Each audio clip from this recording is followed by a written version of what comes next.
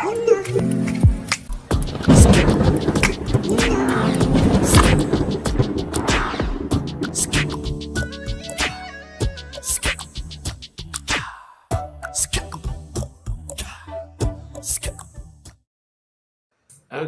welcome one and all. In the UK and most of Africa, it's Mothering Sunday. I know in the States you still have a while to go. But And for my lessons, here going to speak about Teddy Riley's "Remember the Times." Maybe I think Andrew has invited Teddy, so maybe he will join us, but we'll see. Okay, how's everyone doing this fine day? Good. Excited to talk about this book. Good evening, finally. all, as usual. Already. Nice to see you all. Stevie is 10 seconds behind time. There's a delay. Yeah, I'm good. Go ahead. Andrew, how about yourself? Yeah, no, I'm good. I'm broadcasting live and direct from Marina del Rey, California. Marina del Rey, okay. Yeah, the wedding planning stuff continues. The bride, or my fiance, is doing some, garment, attire stuff going on. So, yeah. Okay. Oh, goodness. Well, good. The final countdown. Yep. The final countdown. Baseline G, welcome. We read the book. Look forward to the show. Donald Cleveland in the house, DC. Donald, woo! How you doing? Yeah, Vijay, how have you been? Good. I'm excited to finally talk about this book. It's been a long time coming. We've been waiting for this book. I think Teddy's talked about it for over 20 years. So finally, he's dropped a book that he's written, an autobiography. So excited to talk about this. But in life, generally, I'm good. I have been buying some music. I was in Greenwich. I thought I might pop into you, but I think the days you weren't in that day. So I went into the music and video exchange there and got a few bits, some new jack and some soul, a little bit of hip hop. And all good. Okay, we got Mr. BB and New Pack. Welcome, Stevie. How about you? How have you been, Stevie? Okay, seems to be okay. Stevie, can you hear us? Nope, doesn't seem like it. I think he got upset and he's left. Okay. Hey, Strictly Swing Show. Yeah, Alton William, France. Nice. William. He's definitely welcome. Bonjour. Okay, it seems should be an interesting chat. We've got Rev is back. Rev, okay. Rev, haven't seen you in a while. How you doing? Okay. Stevie will join us back in, but Teddy's gone on an extensive book tour, and which has been it has had its moments where he's brought up some things from his book and brought things that he didn't include in his book. Before we dive into the book, what have you guys made of his book tour and some of the sort of interviews he's had and some of the things that have come up in that? I'll start. I've been watching a lot of the YouTube videos about the book, and then even getting some things outside of the book that kind of add color to it. So me personally, I think that this is a good time to be a Teddy Riley fan because you're getting much more information than was available in the past. So I think Teddy is also connecting with a lot of different corners of his fandom, whether it's like, the people who are from Harlem or who are from Jamaica, or like he talked about, all I want to do is zoom, zoom, zoom, and a poom, poom. Like I learned something new, like poom, poom is like a different term than just boom, boom, but poom, poom is like not, what's the word I'm looking for? It's not appropriate. So it's boom, boom, but it's really poom, poom. And I think it's a Jamaican thing. I know it's somewhere in the islands. I forget which one it is. But anyway, long story short, I think he's doing a good job of making sure that anybody who wants to know about the book or know about his story, he's just giving interviews left and right with many different levels. So go to YouTube, type in Teddy Riley, and you'll see he's not sleeping. He's going on overtime. Yeah. I mean, what Vijay, your thoughts? Yeah, I think he's been busy, and I think we'll delve into that a little bit more in the book. But I think Teddy should really just celebrate how awesome he's been as a musician. I think there's some things where he's talked about politics and this and that have happened, and I don't think that really adds value, because if you're Teddy Riley, you don't need to explain anything to anybody. You are already a badass. You just need to let the music talk about the music, talk about the stories, talk about the good stuff. I mean, I know there's in all of our lives that, you know, there's not just good stuff. There's every good, bad, indifferent, in between things that make up our entire story. But I think right now it should just be a celebration of who Teddy is and what he's achieved. And I think there's been a lot of stuff which I don't think was necessary to draw attention to as much as was the case. That's just my take. Davey, hopefully you're back and kicking. Can you hear us? Yeah, I can hear you all clearly now. I've switched to my phone because my desktop connection just wasn't doing it, really, was it? It just kept falling out of connection. So I'm all good to go now. Okay. So what are your thoughts? The question was, what are your thoughts on how Teddy has been promoting his book, Remember the Times? I think he's been doing a very, very good job of getting people talking about him. An exceptional job, whether it be that good or bad, you know, putting the stories out about Keith Sweat, Shaughnessy. You know, I feel like he's sending them missiles out there, and some of them are sticking, aren't they? Because he's got he's got a lot of chat, a lot of people talking. So it's been good promotion for the book. I've seen a lot of promotion. My IG timeline seems to be full of this book promotion. I think the hardcore fans are always going to buy the book, the likes of us. It's getting those people who, you know, have got a passing interest in the music to actually buy the book and take interest. So I think, you know, maybe him and his manager or his publicist are probably thinking of strategies to promote this book. And yeah, he's been doing a good job so far. Okay. So, Mark, welcome. Teddy Stromberg, welcome. So, Malik, welcome as well. As you guys can see, as you guys can see that we've put the chat live, so that's because I know many of you guys have read the book as well, and so you can comment, and it's going to be live. So, you're part of the show talking about his book. And things that you appreciated and things you probably didn't. So everything is written there. So it isn't just going to be our point of view. And Mark mentioned speaking on Sally Richardson, a married woman, was distasteful and unnecessary as well. I mean, there are things that you probably, I do wonder on reflection, if he was to go through the book again, whether things. But I think the Sally Richards story especially around making some of the songs, recording some songs, were well documented. I mean, he's brought them up before, inspirations for I Can Remember the Time and stuff like that. So I guess it's hard not to mention it. But any thoughts, guys?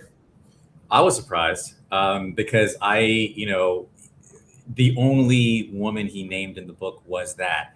That said, I mean, she's beautiful. So to me, I was just kind of like, oh, go Ted, you know, like, and I was kind of like, you know, remember the time. It made me respect this song even more, to be honest with you.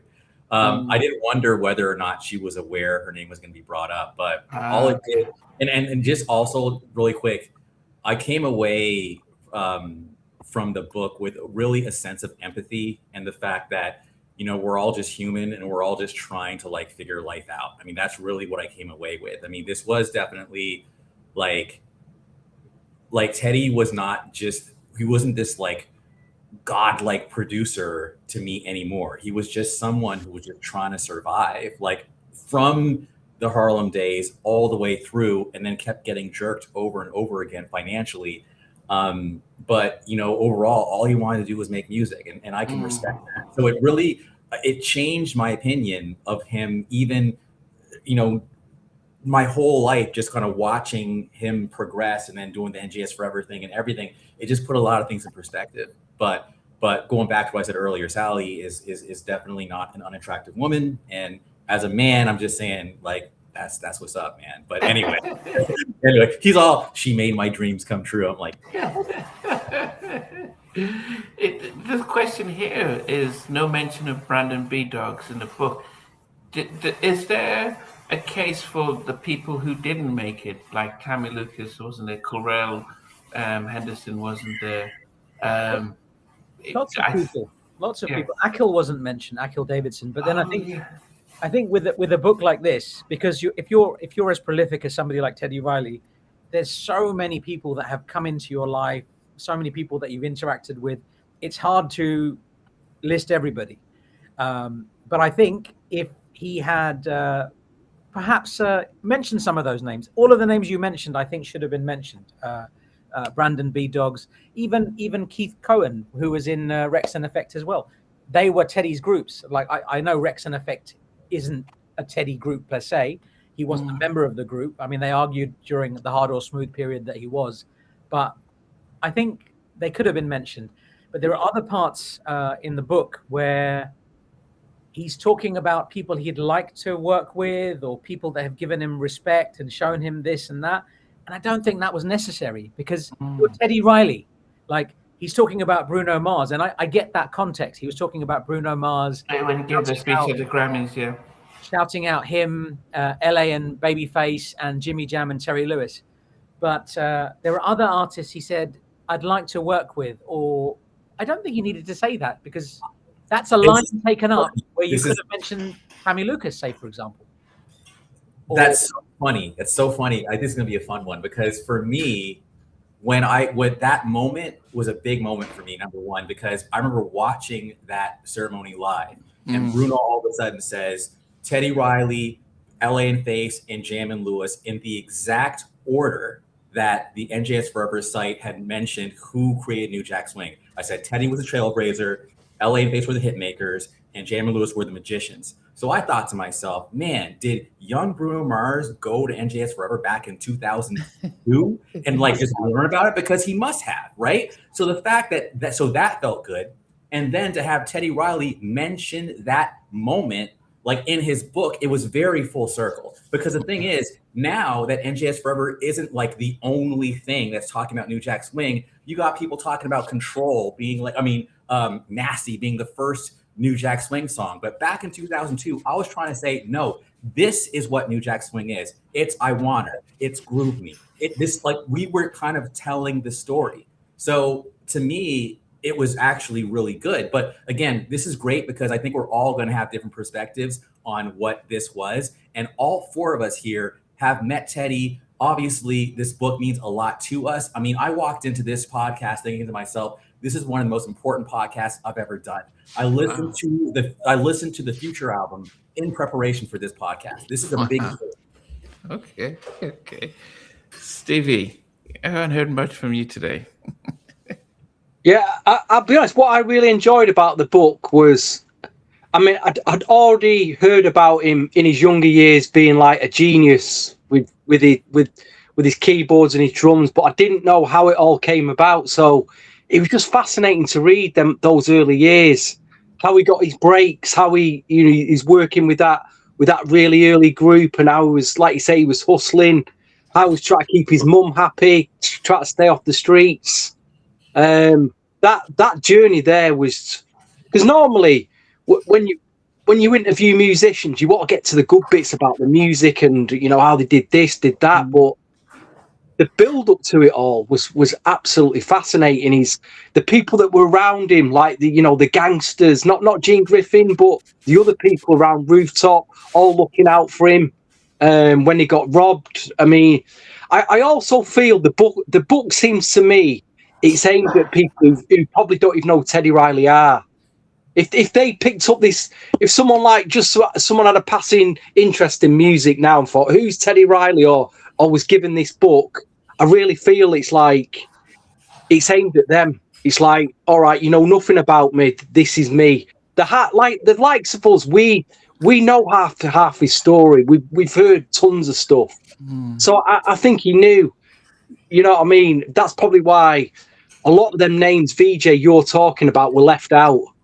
The hardcore fans knew them names anyway. I just think he was probably aiming the book at a mainstream, mentioning Bruno Mars, and there was a chapter where he was talking about all the accolades he'd got. This person did this, and this person said this about me, and I achieved this, and I achieved that. Not a chapter I enjoyed that much, but I suppose it was important to get out there to tell people who might not have known about him, this is what I've done. So it is documented. People will then know then. You know, he's not just done No Diggity. He's not just done Rump Shaker. He's done all this. He's done a bit of K-pop. You know what I mean? He's done all these other 2000 hits that I'd forgotten about. Like Mel B. I'd forgotten all about that, really. You know? So, yeah, like I say, I enjoyed the book. Yeah, Andrew, you were saying something? I just wanted to jump in. And I just think as one of the hardcore fans, like there was a few times where like these dates are off, man. Like this is not how it went down. He was talking about the whole Dangerous kind of like in 1991, and it was like it would have happened like a little earlier because Dangerous dropped like in like September 91. But anyways, little things. But Namdi, you're asking us questions, but I know you clearly have an opinion on some of these things. I want to make sure you also get a chance to say what your thoughts were. Yeah, man. Yeah, I think, there was an interview he did with Ed Lover. Probably, I listened to it online or so, and it was probably one of the most in-depth interviews he's ever done, because he went through a lot of these things a little bit more in depth, and as some of those who are really good fans of Teddy would have heard a lot of these things in pieces. I think for me, I probably wanted to hear more of the stories around the music. I wanted to hear about the Kumo D LL Cool J battle, and that was almost Teddy Riley versus Marley Marl. Did it feel like a rivalry? Because Marley still thinks he created New Jack Swing because he did stuff with Heavy D. So there's still parts of that I thought, it'd be interesting if that came about. I probably wanted to understand how he felt in the studio and some of the engineers that he worked with, and I think I wanted to hear a little bit more about the Future album. I think, and even the Guy album, I think he just kind of didn't really go too much into what it was like. He was creating history with the Guy album, and he created history, and then subsequently he did say that Aaron felt, depressed because of the fact that they were recording the Future album and they realized they had no money. But a little bit more about how they managed to pull it together. No, he said he sang more songs because Aaron just didn't want to. But I wanted to get a little bit more about what was it like. How did you, how come Damien didn't get to sing more then, and balance it out?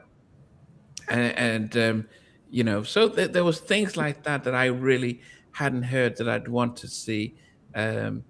Why he didn't work on history, because he did 30 plus with Dangerous. It would have been almost obvious that he would have come back and did some more stuff with Michael on history. So there was a few things like that I was hoping to get, but that was some of my things.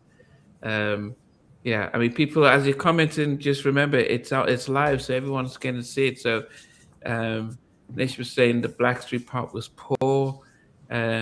Yes, definitely creating the Guy and Future albums, vaccines what was needed. Yeah, I mean, that was just my thing. I mean, I felt like if this was part one, I think he owes us a part two that then Teddy Riley, the man behind the music, and then he goes through the songs and stuff like that, because I wanted a little bit more of that. I think Stevie said, Stevie, what you said was the most very interesting. I never thought of it like that. You've said something which has really impacted the way I'm looking at this book now. Now, when I've read this book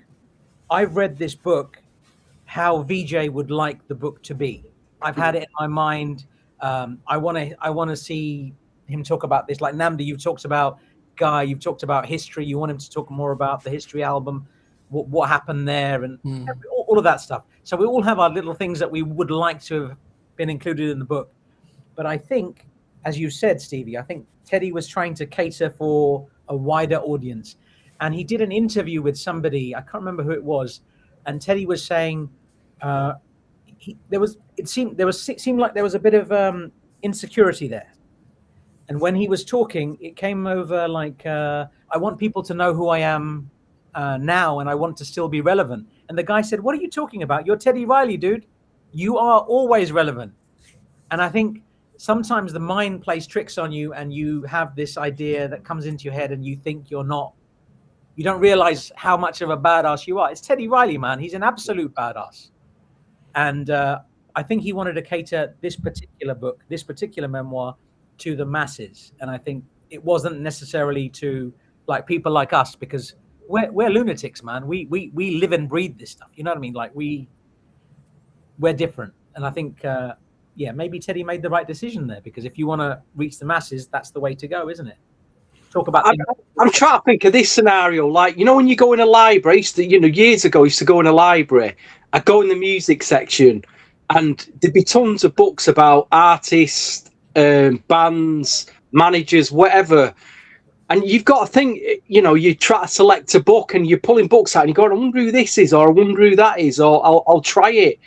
And, his book is going to be in that library at some point, and somebody's probably not heard of him is going to pull that book out and go, Teddy Riley, I've sort of heard of him. But on the other flip, I'm just very, very grateful to get a book. He said years ago that there's a book coming out and we're going to do a movie. And there has been, with Teddy, you get a lot of talk. He'll say, like, oh, there's a new Guy, or there's a new Blackstreet album coming out. And it never happens.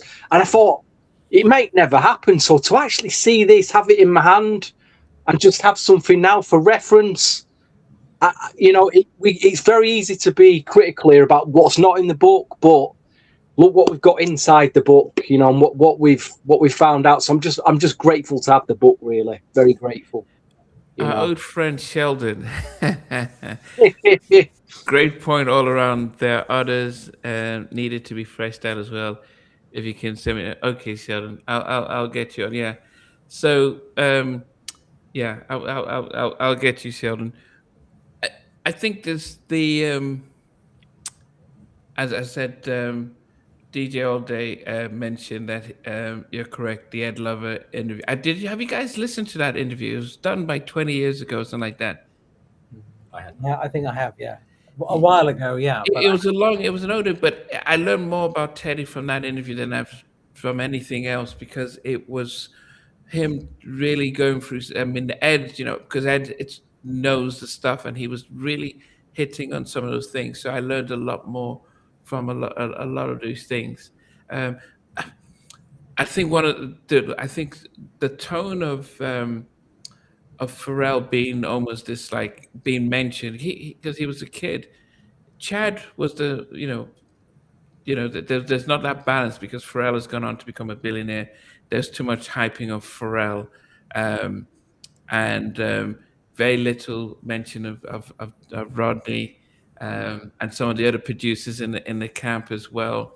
And so I think that, as I said, there's so much he could have spoken about, and I think that was things that I as a fan, that I already know about, was in the book, and I wanted to hear a little bit more detail about the creative part and stuff. And then that was my disappointment. But as you guys have said, if you didn't know who he is, then this was definitely a good introduction as well.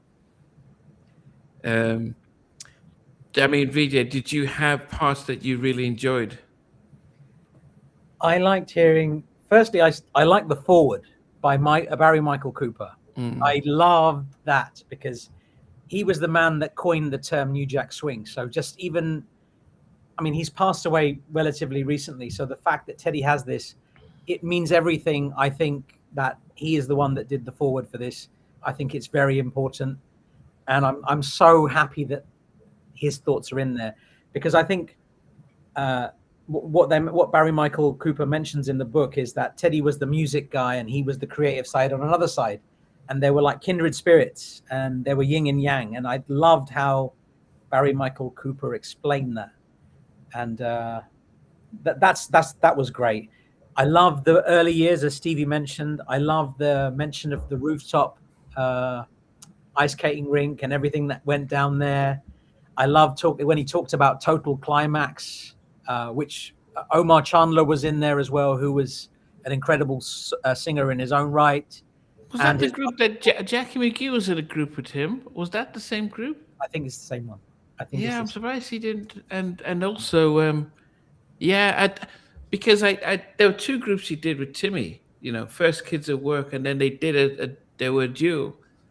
And you know, and I think that there was not much about the fact that okay, yes, we did the Kids at Work, and he said in different interviews about, you know, I think Corell has mentioned it because they didn't get to mix the album, it would have sounded better. But he and they were as big as New Edition, especially on the East Coast. I mean, it's more of that. It just felt kind of brushed away. Let's just move into other areas, and maybe it's the publisher saying, "Look, just keep this, make it a pop book, you know, make it pop so that people who don't know you can appreciate it." And the other thing I just wanted to say that I thought was really amazing was the struggles that Teddy had, what his mother meant to him. That was amazing because he's talking about the struggles that he had and taking his mum, Markel, the sister, all to a nicer place to live. He made that happen. And I just thought that was incredible to read.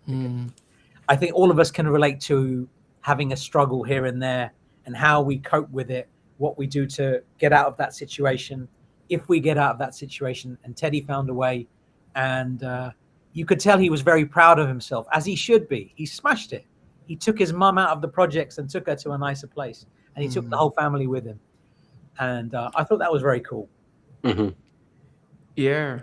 Andrew, I mean, from you, were the highlights from the book that you really appreciated? 1,000%. And I think BJ touched on it. Basically, when I talk about perspective, I talk about the fact that, you know, to me, this music stuff, it's great. It's what he does, but there is a purpose and a point, and he's trying to just live his life and then provide the best upbringing he can for his kids. So, for example, when I learned that, you know, he wants to audition for a band and they say straight up, if we don't like what you do, we're taking your keyboard. I mean, that's the reality of his situation. And then the robbery that happened at that studio that one of his unks ran, where I think someone got, smacked in the ear with a gun. I think it might have been Leveva. Like all that stuff, like I didn't know, then, so to me, it's like, it's all well and good that we, as I'll just say it, fans of the music clamor for what he created. But at the same time, like, yes, it's a big part of his life, but it's not his whole life. So it's like, to us, it could be like, oh my God, this is this amazing song, like, let's chill, whatever. But to him, it's like, look, that was just something I did to like make an album. So, cause I was like, I was broke, I got a new contract from MCA, publishing with Zomba, and I'm just trying to survive. I'm trying to live, and then like I make money, I lose money. I make money, I lose money. It's like this music thing, it's just a part of his entire life. And it just put everything in perspective. We're all just human. We're all just trying to like get through this thing and trying to like raise our vibration. And those people whose vibrations are lower than yours, you got to cut them off, and I think that was a big part of the book as well. I'll also say I really enjoyed when he focused on the verses thing, because I think COVID, while it was a tough time for a lot of people, COVID was how Halftime Chat was born. I know that, myself, Beach, like we all got together and watched that versus. It was like we were living it. You know, it was a big. I remember what I was eating and drinking. I was drinking ginger ale and like ginger ale and shoot, it's a rum. It's an Irish whiskey. Anyway, it was like it was fun. You know, Amazing. so it just again, I keep talking a lot, but I'll just say this: it's all about he was human, and I think that's what I got from the book. Not perfect, warts and all, human who had great music that touched a lot of people and brought people together. You're right about the fact that he took time to talk about the verses, because I think it also took me back, because I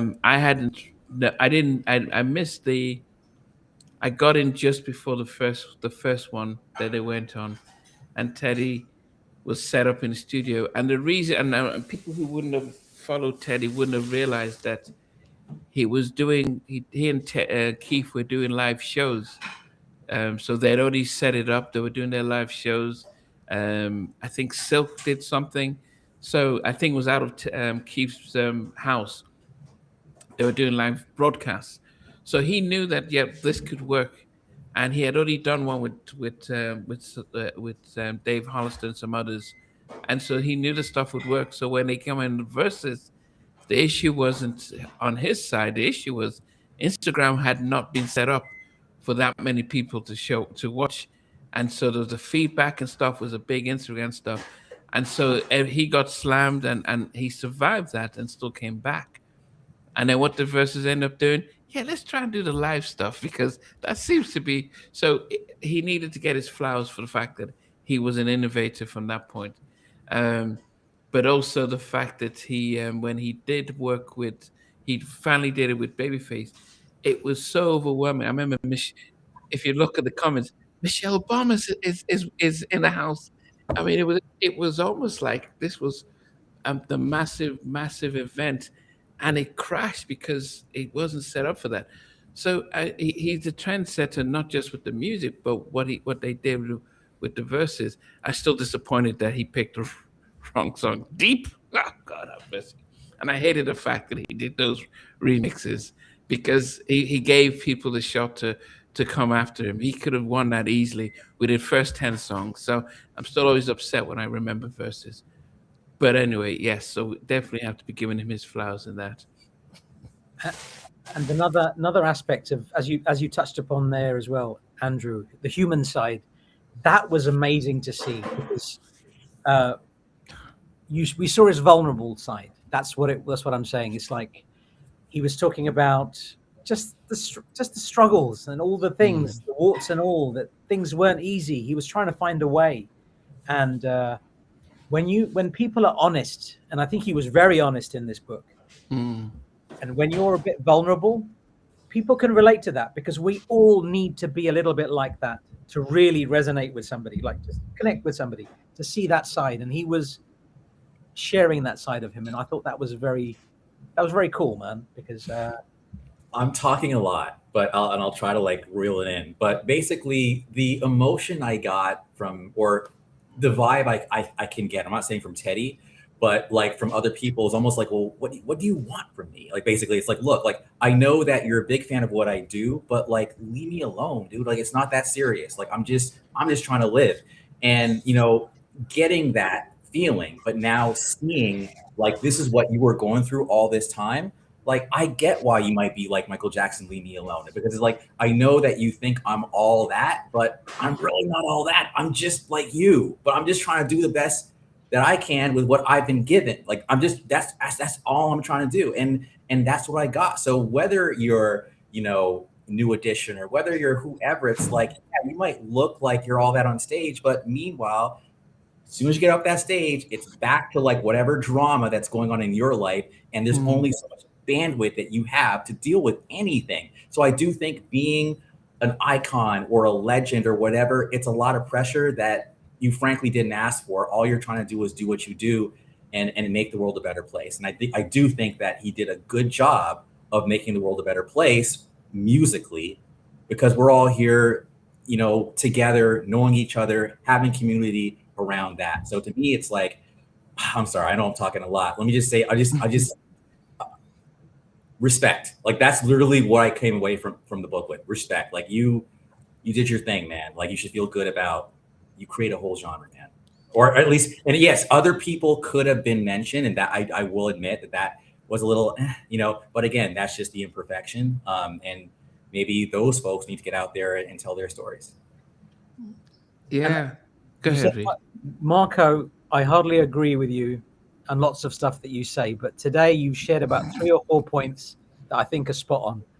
You said, firstly, how can you fit everything in one book? Absolutely agree with you. You said Teddy is many things, but he's an absolute genius. Yes. So that's it. I just wanted to share. Marco, I agree with you because often we do not agree. So just putting that out there. Okay. Chuck was saying that Teddy was known for his remixes, and no doubt about that. But I guess my and this is going back to the versus thing.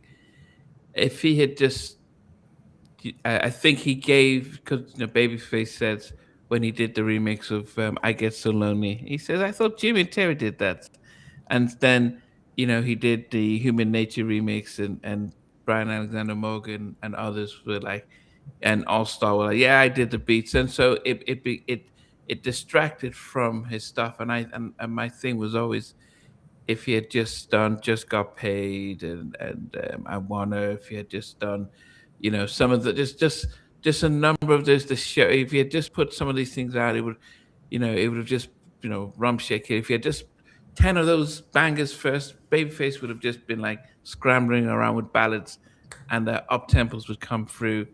And that's what I meant, that he could have just slammed that easily with just 20 hits that he went in the studio and did on his own. And he did a couple of those remixes. Then he played deep, and it just felt like, oh man, City is Mine. That was one of Jay-Z's worst songs, and it was like, yeah, I'm going to put it out there. And Foxy Brown, as well, which was done by Trackmasters, and then so it was. He didn't have. L.A. Reid has said on an interview that he and Babyface went through the track list and, okay, you're gonna play this. So they really planned it out, and I think Teddy just almost like, okay, I can play this one. I think he did. He needed somebody in his corner to really say, okay, what are you gonna play? No, don't do that. Do this. But anyway, I think another funny moment was when Face was like, I'm just here, social distancing, right? Because like back then when we're all just in our own spots, and Teddy's like, singing with a whole bunch of people, like no masks everywhere. It did seem a little like, like you kind of like you're, whereas Face is chilling there, unbothered, got the glass, got the Grammy in the back with the wine. yeah. It was okay. One last thing, culture is what I'm about. And, whether it's the New Jack Swing culture, whether it's the culture tour, or even the verses being a cultural moment, like that's the other piece that like I'll stop in a second. But the reason why I cleaved to New Jack Swing, just 100%, I've said it many million times, it was an expression, in my opinion, of Black culture, right? But it's an inclusive Black culture. It's not like, hey, only Black people can do this. It's in a world that in a world that shits on Black people, okay, we are coming up with an art form that everyone loves and we can be proud of, okay? So to me, it was like, as a kid, I was like, oh my God, like this is amazing. And it's just like, because Michael Jackson was like the biggest Black force on the planet. And the fact that Michael then went and jumped on the New Jack Swing bandwagon says so much, because then NJS was like the biggest positive Black force on the planet, okay? But now I realize Teddy probably wasn't thinking any of that. Andrew, you put that all on him. He wasn't trying to like uplift like Black culture. He was just making music. Calm down, So but at the same time though, again, Versus was a moment. So much of a moment that TMZ's like, wow, what are these Black people doing? We're shutting down Instagram. That's what we're doing, So to me, it was just, that's what I get excited about. That's what I get passionate about. But I now understand and had the perspective that when people are part of a cultural movement, even if they're creating it, they might not even know what they're doing. And Barry Michael Cooper was even like, do you have any idea what you're doing right now? This is New Jack Swing. It's crazy. Life is a trip. Just do your best and let the chips fall where they may. All right, I'm gonna try to be quiet for 20 minutes. Stevie, what were your favorite bits about the book? What did you really love? What did you really? I'm gonna the most interesting stuff as well that I found, because I wanted to hear his perspective on. We got to bring this man's name up. We can't really escape this, because the shadow of Gene Griffin kept going well past the split that they had. He was still in the background, but it's interesting the timeline of when Kids at Work split up to when Gene went in prison for whatever tax evasion or whatever it was. Then they formed Guy. How the future would have been so different. It seemed like when they formed Guy, Gene Griffin gets out of prison and they go to Gene, to be their manager, and they get the deal with MCA. If Gene had not got out of prison, it would have got a deal probably through Andre, through MCA, or even Tommy Boy, one or the other. They probably would have had a different manager, and it could have been a different route for Guy. It could have been completely different. But I'd love a book from Gene. It's just we're never going to get that now, obviously, because he's not here. Or maybe his wife could do something, but that shadow years later, it's always in the background of Gene. I have a lot more love for Gene Griffin now, believe it or not. Wow. Because he's such a big part of New Jack Swing. Not obviously making the music, but in what he did in the background and putting people together. He said even years later when he was putting. Did he mention 911 or some Blackstreet where he said some of the members had to pay Gene money to get out of a deal? I found that fascinating. That's what I mean. They still weren't rid of him. Very interesting stuff. But like you say, Gene Griffin, I've got more. I know, considering what he did and the amount of money he took from Teddy, I still got a bit of love for old Gene, really. And I wanted to hear Teddy's side. I did really wanted to hear that, and we got it. We did get it. Okay. Guys, as you are commenting, as I said, it's part of the show, because it's not just in the comments, but you can see it in the video stream as well. I think we're jumping around. I think the breakthrough or pivotal moment of GR Productions was between 88 and 89, or just onto the end of 89, beginning of 1990, where he was just so busy.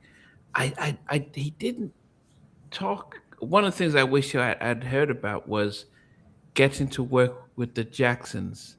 Now, he said in an interview, and this was the interview he did with Ed Lover, that he got to work with everyone but Michael, that Michael recorded his own vocals separately, and he was disappointed about that.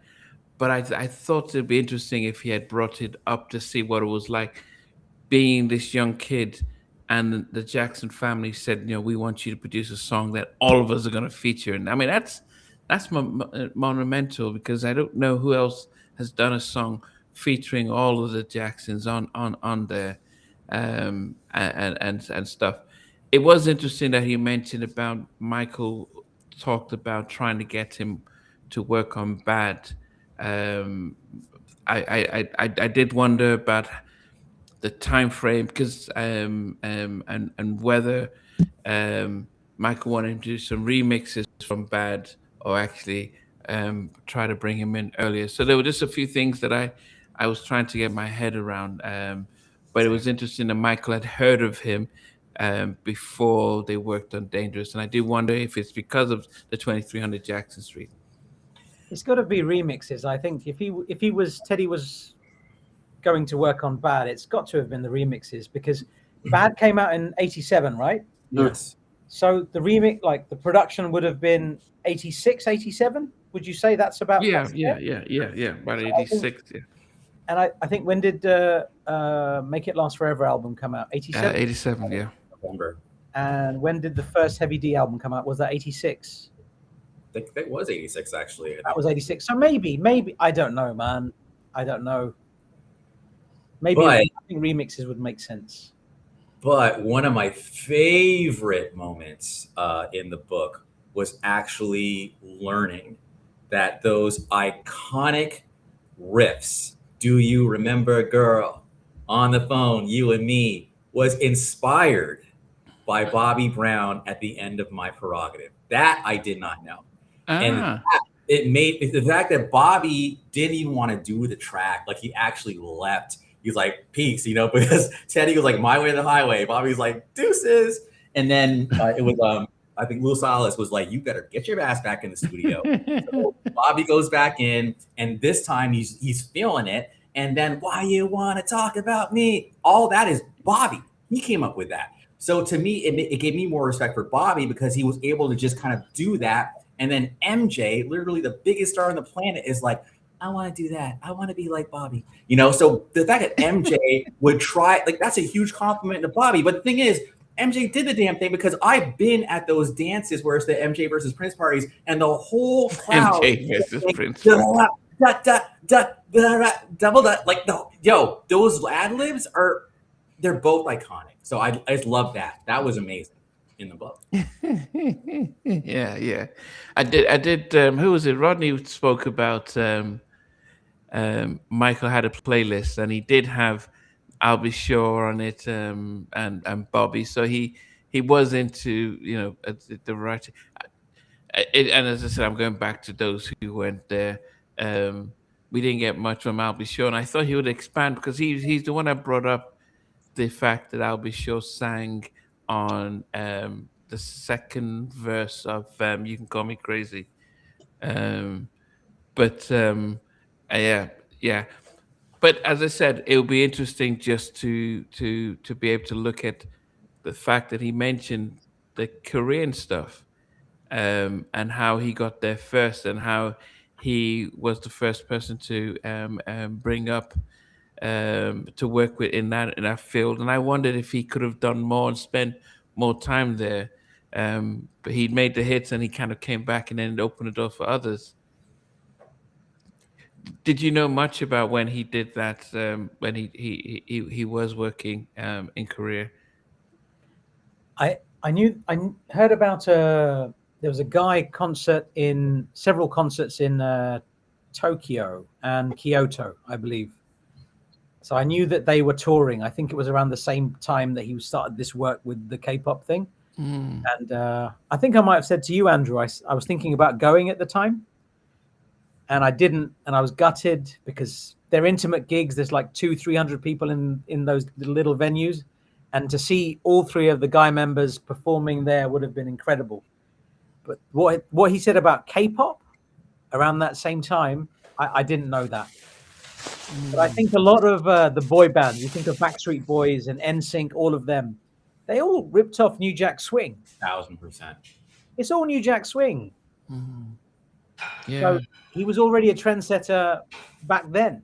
And K-pop is him just redoing stuff that he's already done, and he's doing it again, and it's become K-pop. And I love that he's one of the main people behind that sound. Did it surprise you guys that we are hearing the villain throughout the whole book is Gene, but then it almost it comes full circle as how he ends it, because everything he pulls up about Gene, you're like, yes, there he is. You know, he knew about all the credits and everything, and it felt like he's really going to pull him down. But it was almost like a Schindler's List moment where at the end he was like, yeah, Gene couldn't help himself, but you know, I kind of forgave him and made up with him at the end, and I'm like, man, I'm angry for you, man. Just keep being angry to him. Why did you forgive him, kind of thing. But it was something that at least that was his story, and that was his hurt, and he was able to say, you know what, this guy did a lot to me, but I didn't want it to hold me back So so that was an interesting point. Although he didn't, I mean, talking to Damien, talking to Timmy, they all say that Gene was really, he was a very smart guy. No, he was well dressed, well groomed, and he made them always look like $1,000,000. And I don't know why he couldn't do the same with Basic Black. But Gaio came out looking like black rock stars, with their GUI at the back and how they dressed. With the sun Ray bands and stuff. They always came out looking like larger than life bands. And I think Sprague was talking about that Gene would make them rehearse and rehearse to get their act together and stuff. So I think there was a lot that he brought in, and I think they appreciated some of that, but wish he hadn't.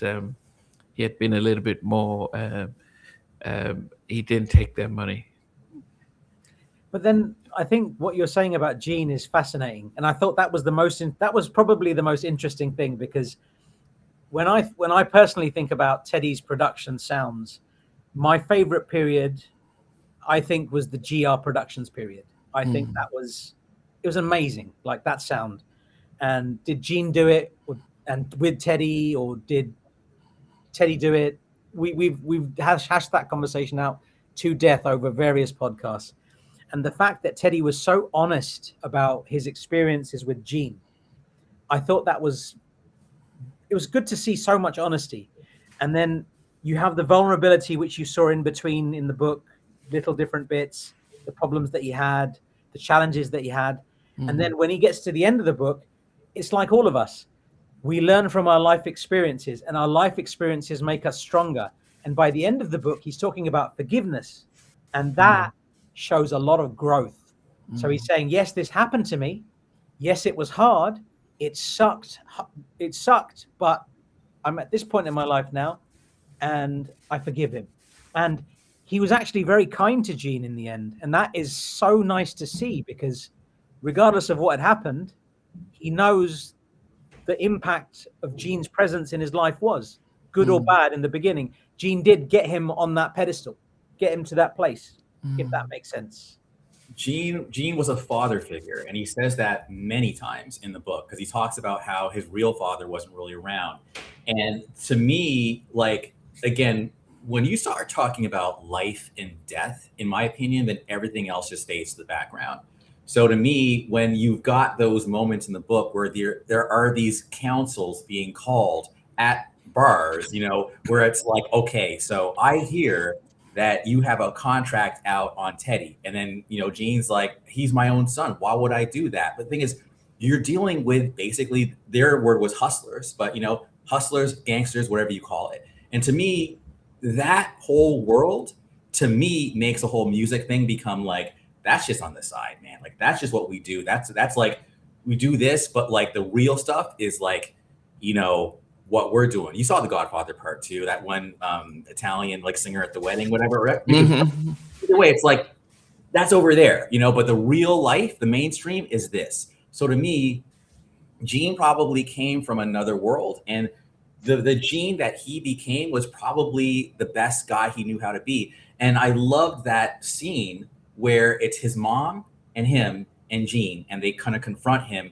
And when Gene realizes, I'm going to lose my golden goose and actually I'm like, yeah, maybe the reason why Gene couldn't have Basic Black, all that, whatever, was because he already had lost his golden goose. Teddy was it, and Teddy was the money machine. It sucks that like Gene took all that money, but I think that in order for Teddy to heal, yes. And also what's crazy to me is, but I get it, is Alzheimer's he had to make peace with him while he had a chance, because if he was already, if his mind was gone, it's too late. So I think Teddy did the right thing, honestly, just close the book on that thing, because yes, without Gene, none of this would have happened. It wasn't perfect, but life isn't perfect, man. I got to get up on my soapbox.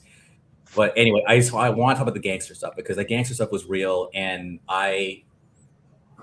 if you had asked me in 8th grade in 1991, that Teddy actually had to worry about his life and that there was gunplay involved, I wouldn't have believed it, or at least wouldn't have wanted to believe it. But now I'm like, I think a lot of us, you know, if you will, like making music, especially if you're from New York or wherever, that's what you had to rise out from. And to me, it's like, you can't be thinking all this heal the world, rah, rah, rah shit. It's like, I'm trying to live. So I'm just trying to live. Yeah. I think, Hey, Namdi, we need to talk about, we need to tell the viewers, there's some very interesting pictures in this book. And believe it or not, Namdi inadvertently has made Teddy Riley's book. One of Namdi's pictures is in Teddy Riley's book. Teddy doesn't know it. We know it. So Namdi, tell him about that picture that's in Teddy's book, will you? Do you want to show it if you have it, because you don't have it? Yeah. And Yeah, this one. yeah, okay, so yeah, okay, yeah. So that, I remember, because normally times when I think I interviewed Darkchild, and he was talking about you know, when yeah, with Teddy and Michael in the studio. So one of the pictures I've used in more of my videos is the picture of Teddy and Gene Griffiths in the studio, and you know, all I pretty much use it all the time. And so I just thought about, how do I get Teddy didn't have many pictures of him and Michael, not onto. I mean, I've just seen that one with him on there, and so I just photoshopped it and just put Michael in there, and on a YouTube, when you're doing it as a YouTube thumbnail, you can't necessarily tell that it's you know, it's real, because it's crunched in. I think in a book somebody saw it, and of course I hadn't gotten the hard copy yet, so I didn't realize that it was put in there. And somebody scoured the internet, saw it, and thought, and said this was Teddy and Michael recording Dangerous in 91. What studio was that? Larrabee's in 91. And you know, that was definitely 89, and it was definitely not there. And unfortunately, I think it didn't look good. And of course, Teddy's not the one. He might have just looked and said, that looks like, you know, could it? Does it? I mean, if you look at it, did you notice that it didn't look real? It looks real to me. The way it's been pixelated down into this book, you wouldn't know. You just wouldn't know. You just wouldn't know, you know. Mind you, it does. There's sort of a line here. Yeah. That gives it away. The Photoshop line just doesn't feel right at all, this line, when you really look at it closely. I read it on my Kindle, and it's in black and white, and it just looks super. Yeah, his hand cuts off. Teddy's hand cuts off there. Yeah, because it was just, because they were both wearing red, it was just something simple. Just, okay, here's a video talking about Teddy and working in Michael. I had no idea. I mean, and I do a lot of those all the time. I mean, I did one with me and Michael in the studio, and me trying to talk to him, and he was not paying. He was just looking at the camera, like, Michael, let's talk about making of this. And actually, people thought it was real, but it's like, but it's yeah. So you have to blame his management team, who didn't didn't see that without submitting it in. But yeah. Can I try something really quick? This is very off the cuff. I'm going to see if I can share my screen, because I just want to show really quickly a picture. Are you guys seeing this picture right now? Do you see it or no? Yeah. Yes. All right. So that's Teddy Riley. That's myself in 2005. I'm going to come off sharing in a minute. Wait a minute. Yeah, this happened. That's Teddy? That's Teddy, and that's me. I was a little chubbier back then, but that's me. Okay, and who's the guy in the middle? That looks like a 1950s film. All right, so coming off. So basically, his name is Zapman. So I wanted to show that picture because it's a special moment. Obviously, I met Teddy that night, but I also met somebody else for the first time that night as well. And that individual was none other than VJ Jode Chandegra. And that was in, I want to say, August of 2005.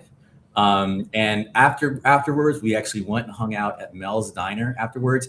It was a concert that Teddy had put on. He was a headliner. at the Greek Theater in Los Angeles. So it was Teddy by himself, but then he had, I think, Guy was there, Blackstreet was there, and then you also had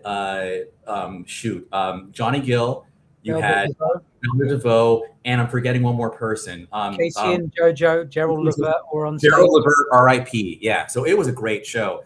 Unfortunately, Guy ended early because they had gone past. But I just wanted to show that because and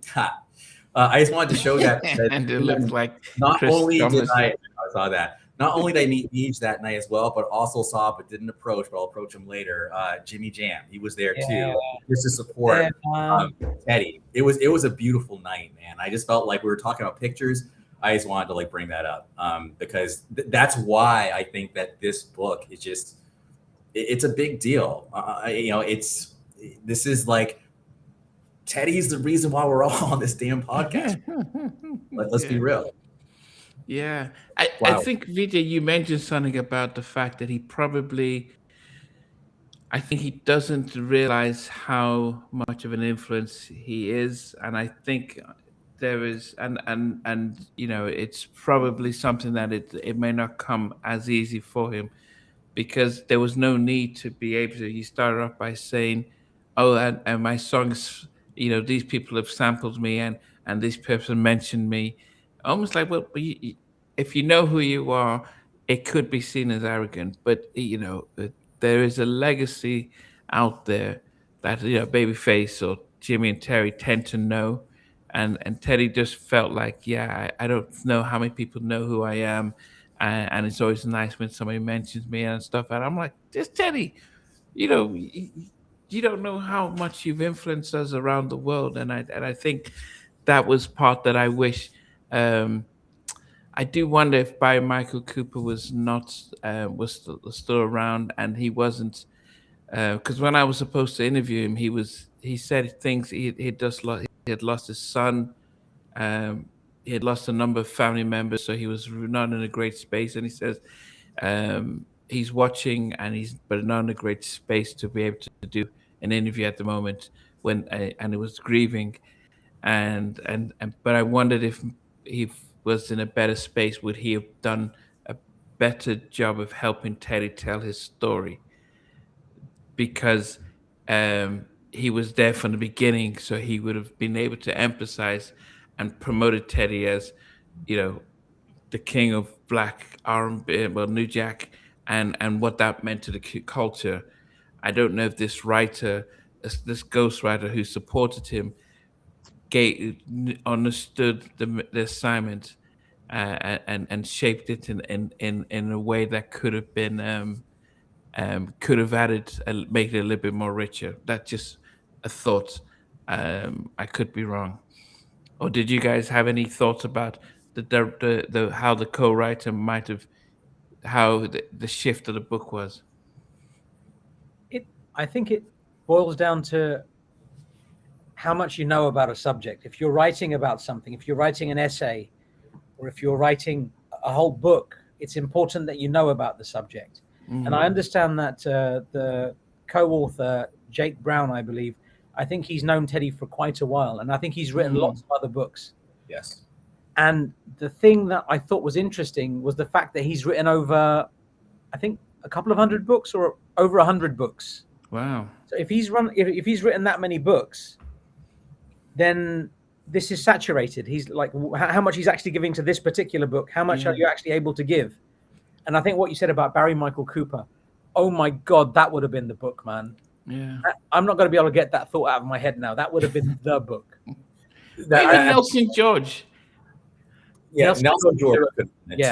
He'd smash it.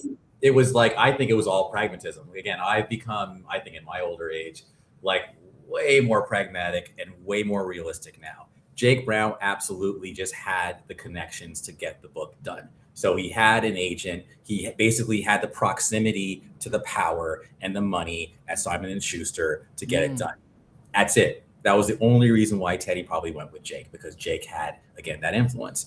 Nelson George is a legend, not taking anything away from him. However, Nelson might not have the pull now that, say, a Jake Brown does, because the people at Simon & Schuster might all be of, you know, a certain kind of hue or whatever. And they're just like, we don't know, I mean, you're just some guy from back in the day. Hey, Jake, what's up, man? Let's go hang out later. You know, like it's you guys smell what I'm cooking, right? Yeah. Okay. So I guess the important thing is that at least he had the ability to put out the book. The strings, the proximity. Yes. That if you can't execute, what's the point? You know, it's until you execute, it's all just talking and flapping your gums. And that's something I don't like to do unless it's a podcast anymore. Stevie, what did you make of the chapter on Blackstreet, which was chapter 15, Blackstreet and No Diggity? How profound he went in on Shaughnessy was probably the eye opener. And like I say, he was forming another group again. He's got in his mind what happened with Guy, and it's kind of happening again, really, into egos. But you know, Blackstreet in the inclusion at the beginnings was amazing with Joseph Stone Street. Then he brought Dave Hollister in, but yeah, I mean, the revelation was. Well, I didn't realize Shaughnessy was like he was like an employee around the studio.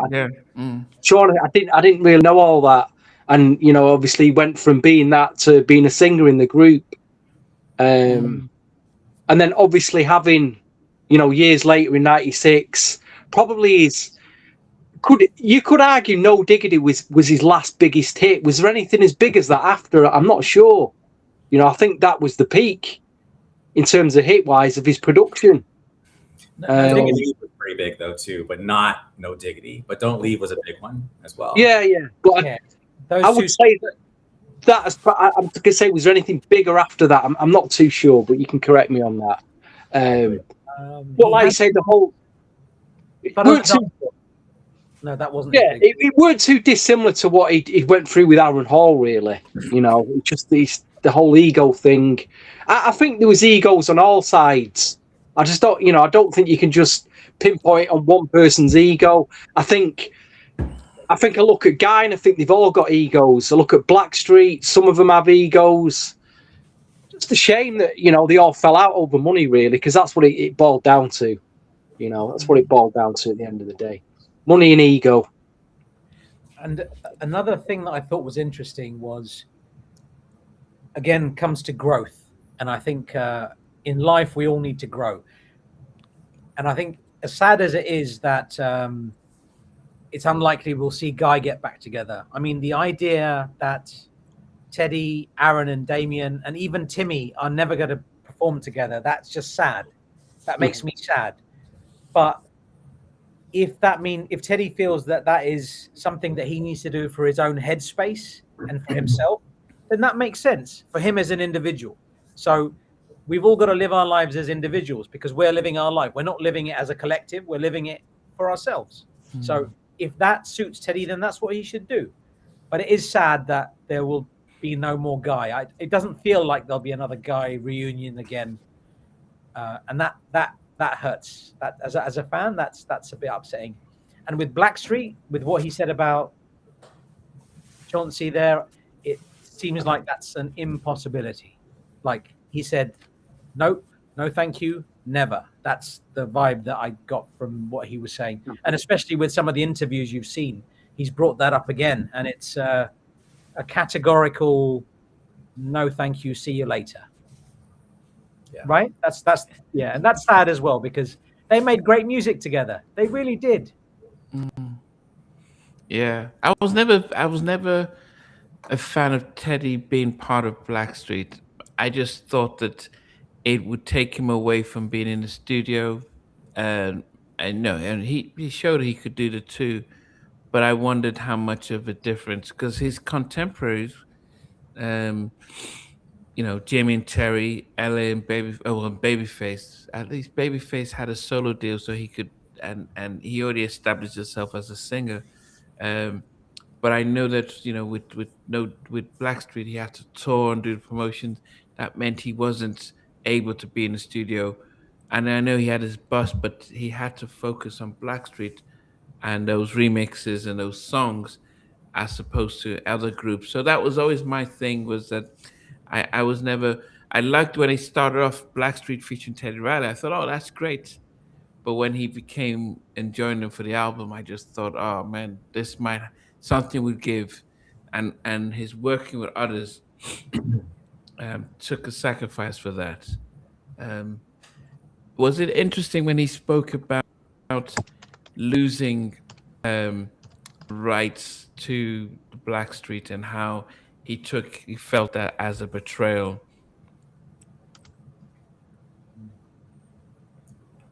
I just stay out of the drama, man. Like, to me, I'm serious. Like, I feel like that it almost felt like a marital spousal thing. I'm just kind of like, whatever. Like, I leave that alone. Honestly, I didn't have a opinion on that. Okay. Yes.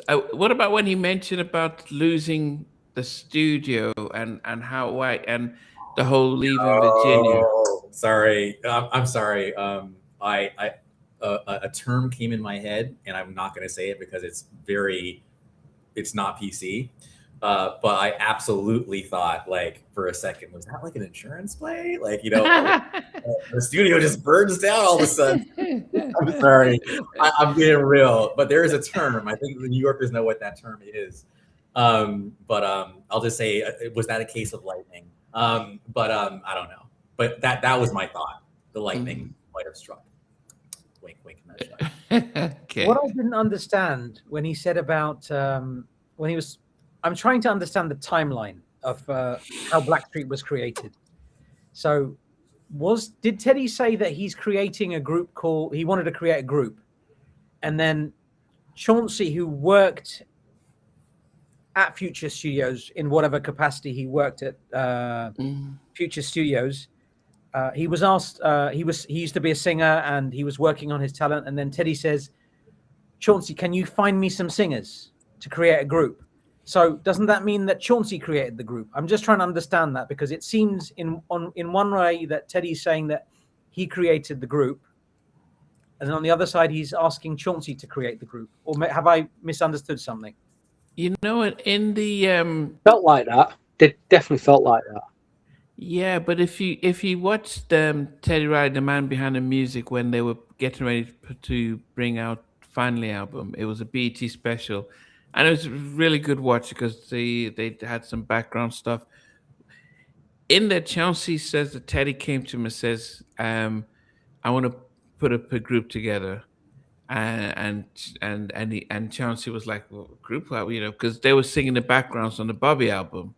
And he was, like, okay, so he wasn't, and he wanted, So Chauncey admitted that yes, that Teddy did ask about saying that he wants to put the group together, and asked if he was going to be part of it, and then Chauncey did say, "Are you going to join in?" And he hadn't planned to, and because they had all these guys with Stowe Street and Levi singing background before they moved into it.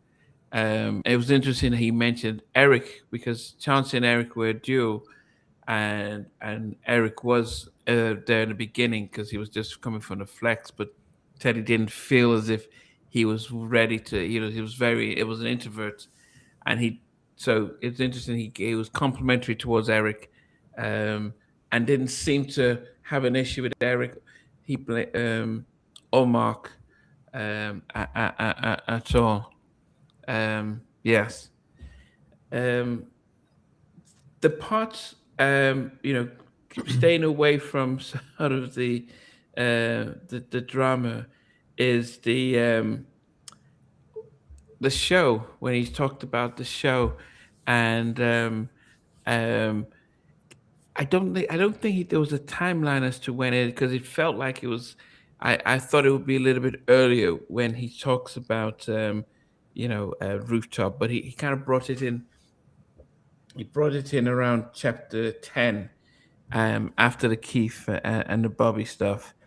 But his mum got involved in making sure that he got the publishing, instead of, I think, Dougie Fresh, when he offered him like $25 or something like that.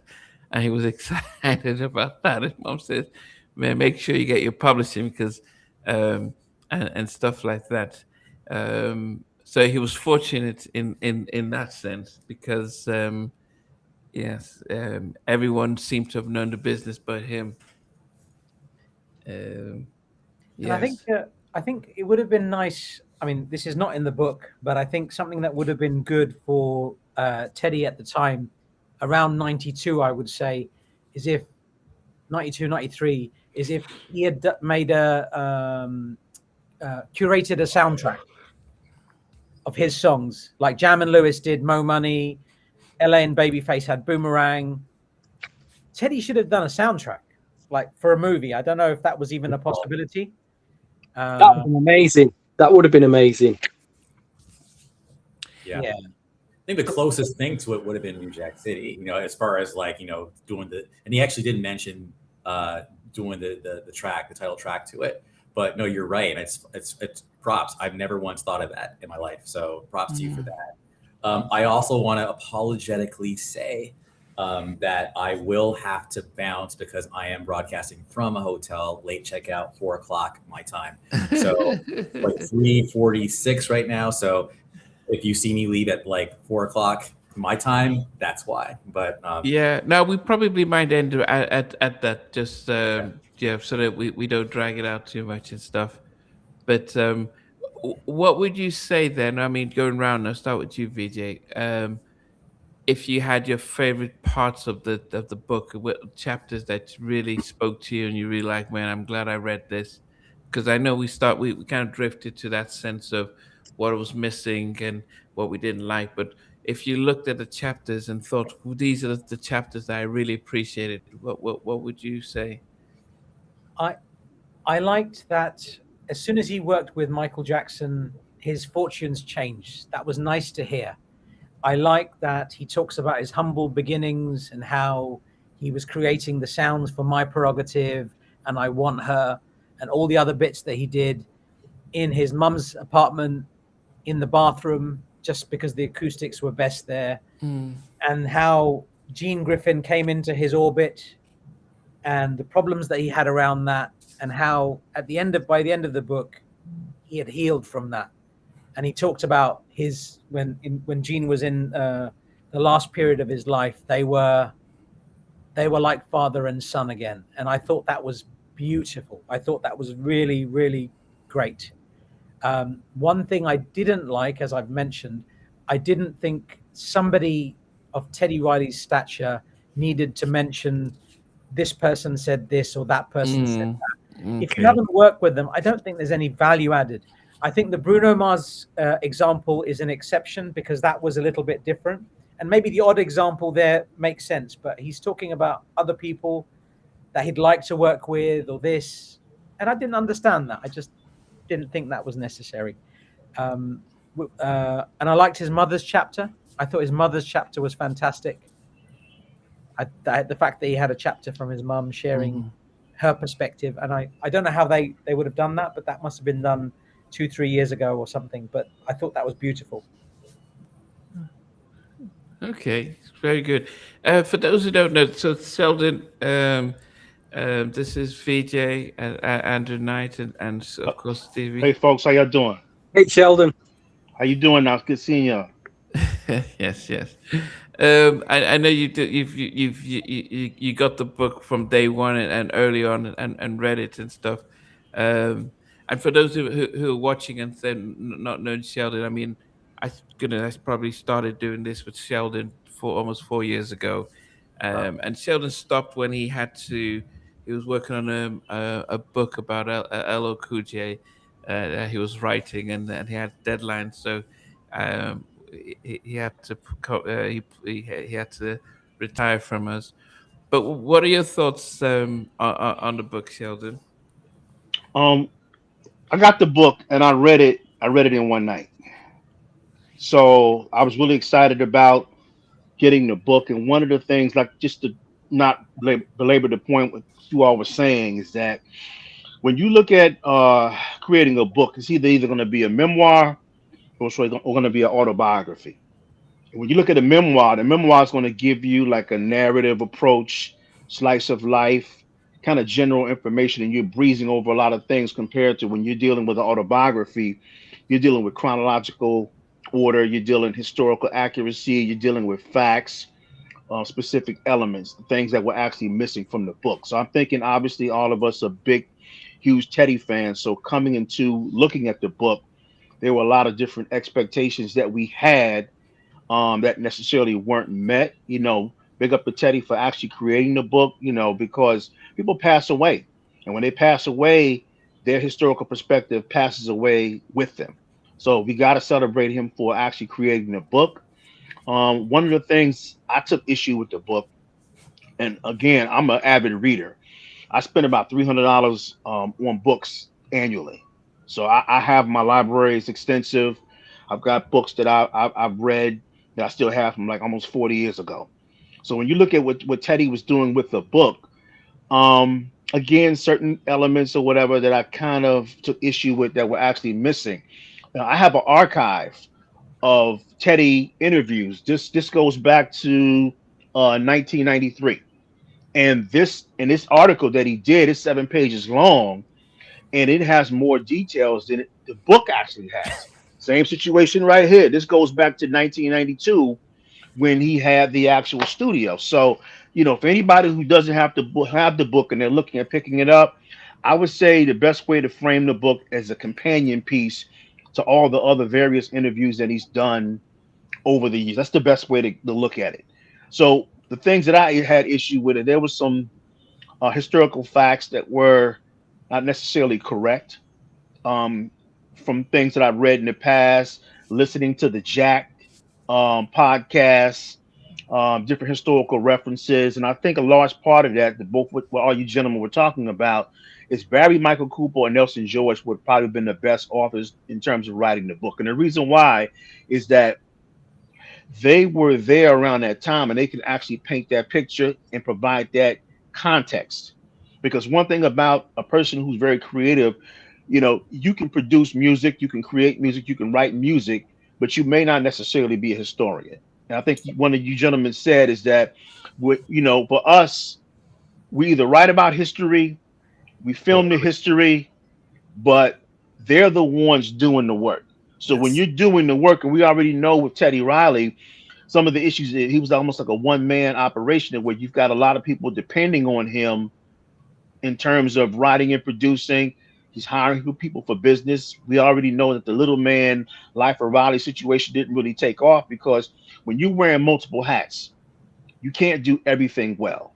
So I think that having someone writing the book, specifically Barry Michael Cooper or Nelson George, will provide that context. Just like you said, Barry Michael Cooper, he lost his son, he lost his wife, he had some other issues that were actually going on. So unfortunately, he was unavailable to write the book, but thankfully he did the foreword to kind of frame everything. So I think he would have been a great choice. The gentleman, Jake Brown, he wrote actually 60 books. And then when you look in terms of who he was when he became exposed to the New Jack Swing era, he was like about 10 years old. He said it at the closing of the book. So that means if you're born in 1978, 79, and no disrespect to that because I'm 57 years old. But at that point, you could write about it, but are you able to answer the significant questions that need to be asked to get everything in the context? And then you all spoke about connections. Well, when a person is writing a book and you're linking up with a publisher, the publisher has they have their own writers within that network. Exactly. So if you're going to do business with them, whatever writer that they want, because they're known, that's what you're going to go ahead and have. But unfortunately, obviously it's great the story went out, but he was unable to go ahead and at least go back and do the research to provide that chronological timeline.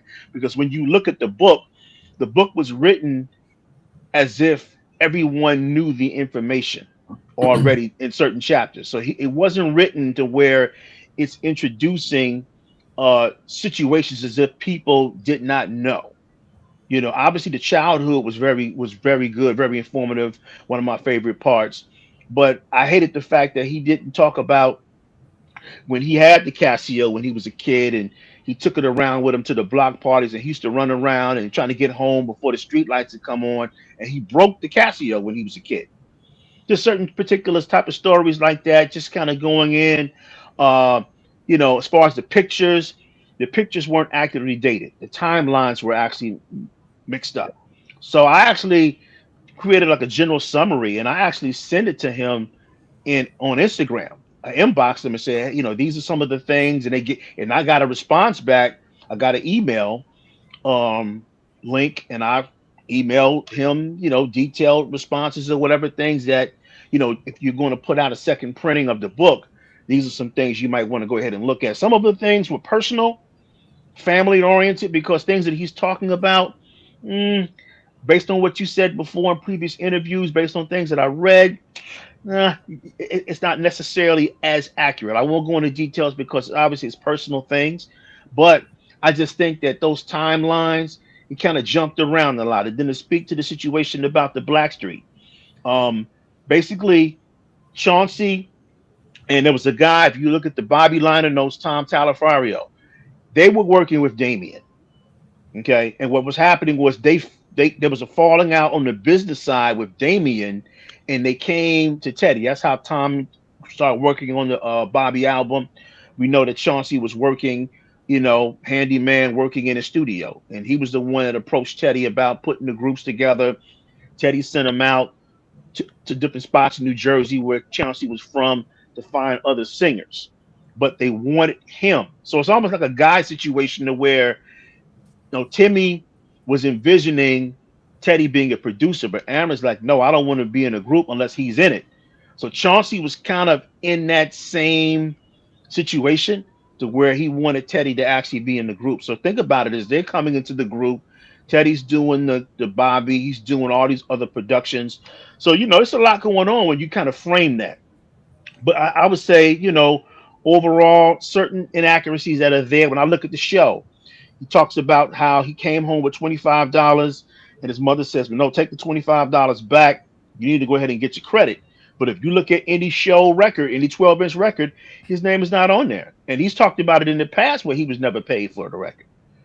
So there's a lot of inconsistencies that exist within the book from a historical timeline. But I'm thinking, because you're doing a memoir, you're kind of breezing over a lot of things, and it's not chronological. And of course, when you look at the book, he's talking about things he did in the past, things he's done in the present, and things he's done in the future. So in totality, it's almost a summary of his life and his career, but it's not in a chronological pattern, A, B, C, to where, okay, what happened? Because we don't hear anything about how they started to put the groups together within GR Productions.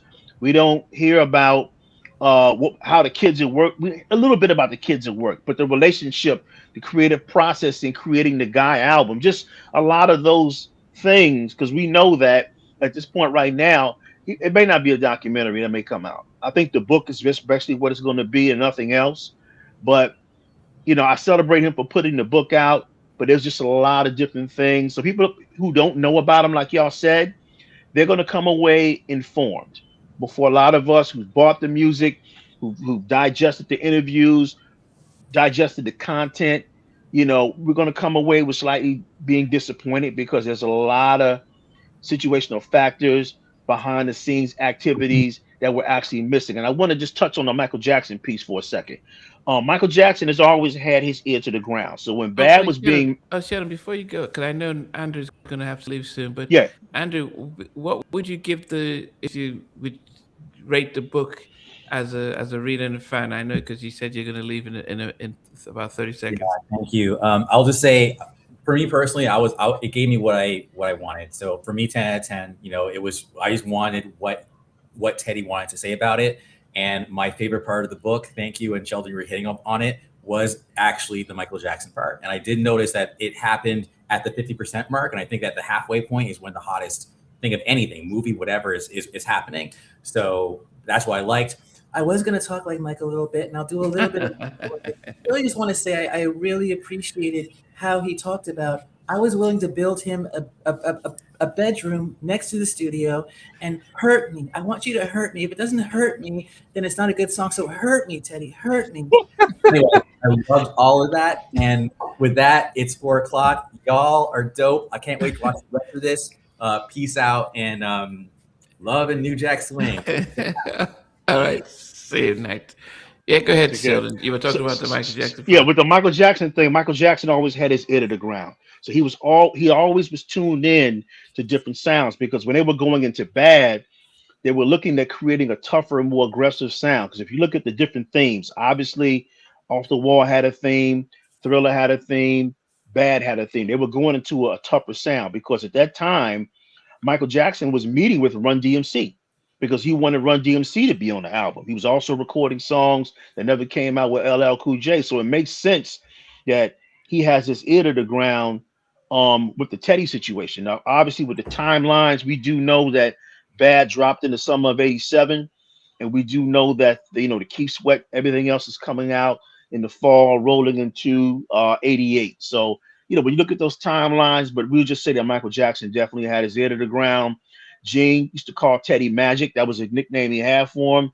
And I mean, many years ago, Teddy talked about how Gene he didn't want Quincy Jones to pull Michael Jackson into the camp, because Teddy was the money guy. He was the main guy. So he really didn't do anything. He didn't go ahead and allow tell Teddy, okay, you can go ahead and work with Quincy, because he didn't want to lose Teddy to Quincy.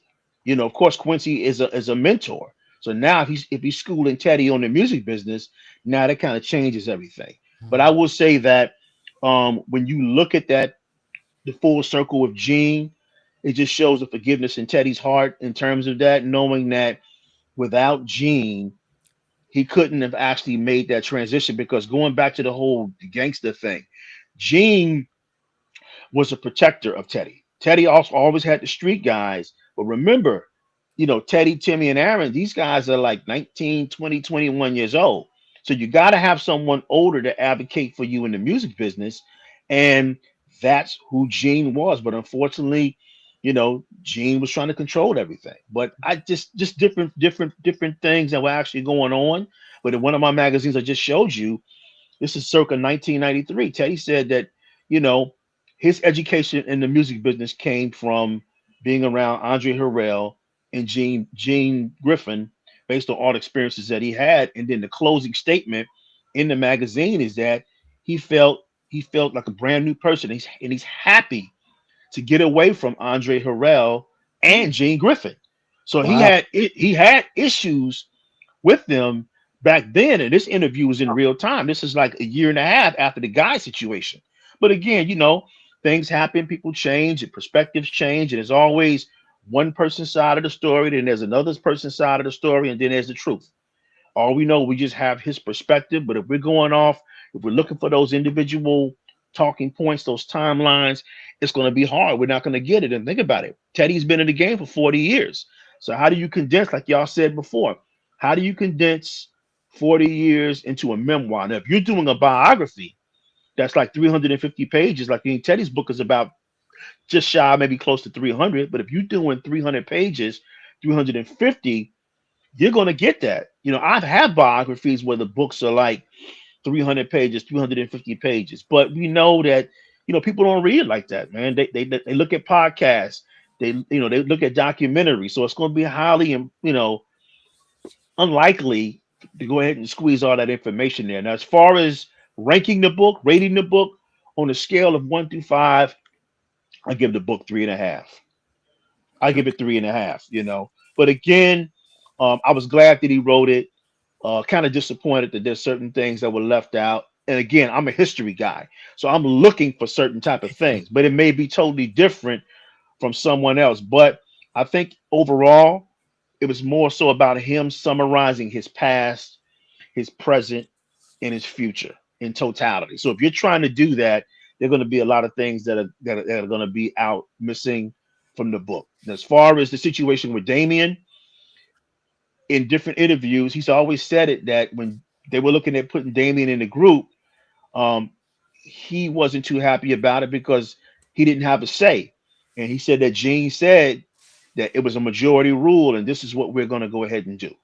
One of the great things that he talked about was when he compared them both, he basically acknowledged Timmy's role in the group and said, you know what, it's a whole different thing. And once Timmy left, are sound and identity change, which Timmy shared with you, Nandi, a while ago. So I just think that, with him putting the information out, he may have had personal opinions that he finally just, unleashed about Guy, that these guys never really liked him. Aaron never liked him, you know, and of course, Damien, you see the shots that he took at Damien, like, what his role was. And then he said something about where he finally inserted his role as a dancer as if everything else. But then he also said two things is that they weren't studio singers. They weren't accustomed to being in the studio, and he had to kind of coach them. So whether that's true or not, obviously it's his perspective. And unfortunately, we're not going to get a Aaron Hall book or a Damien book or interview. So in a way, I think that this is his way in a passive aggressive mode of having the last word. Because once it's committed to paper, that's what people are going to go ahead and run with. But it's like you said, it's sad that the group broke up. And we talked about this before, Nandi. They were a pre-sound scam group, pre-pop crossover. So they missed out. That was a tragedy of them. They missed out on all the things that associated with everybody who came after them. And of course, with all the internal conflict and Gene Griffin. So, so thanks for having me on. I just wanted to kind of share that. Sheldon, 1 minute, because you know about the interview. We've not mentioned this, and you just touched upon it there. What Timmy Gatlin said in the interview with Nandi was pretty much reaffirmed. That whole story about Guy, Teddy reaffirmed it in this book. We're not mentioned that. And again, that was a huge revelation. The fact that Teddy acknowledged he acknowledged basically what Timmy's role was in the group. Because I thought he would have said something completely different. So he acknowledged Timmy, and like he said, what he said about Damien stunned me, absolutely stunned me. Because I thought they actually got on well, them two. They probably do, but I was still stunned. So Teddy, Timmy getting his props really and his respect was a big thing in this book for what Teddy said. So yeah. Yeah, Thanks, I mean, think about that. He said, "Thank you, you're welcome." He said that Damien basically was the quarterback. Yeah. Damien was really the leader of. Timmy was really the leader of the group. If you look at it, Timmy was he conceptualized everything. He was the primary writer and lyricist. He was really the visionary of the group. But in the end, like I said, Damien comes in. There's a visual aspect of it. Obviously, when we listen to Guy 3, we hear him singing. He does an excellent job vocally. It's just the fact that when you look at the group dynamics within the group, it's going to go up and down. And then when you add money, you add the dynamic in terms of, okay, they didn't grow up together, but they had a bond.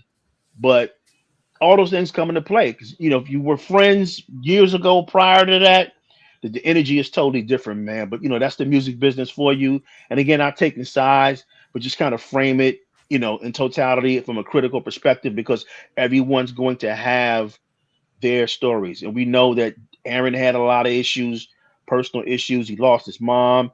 He was young. He went through a whole lot of different things. He wrote My Prerogative and didn't get the money, and a lot of collaborations, things that he lost, man. So of course, there's so many different things, but it's good that you guys went ahead and did it to provide a summary. But I advise anybody who doesn't have the book, go ahead and purchase the book, because that's going to give you some insight on this man's history. Because at a certain point, the book could go out of print, or the price could go up on the book, to make it unavailable for people to purchase.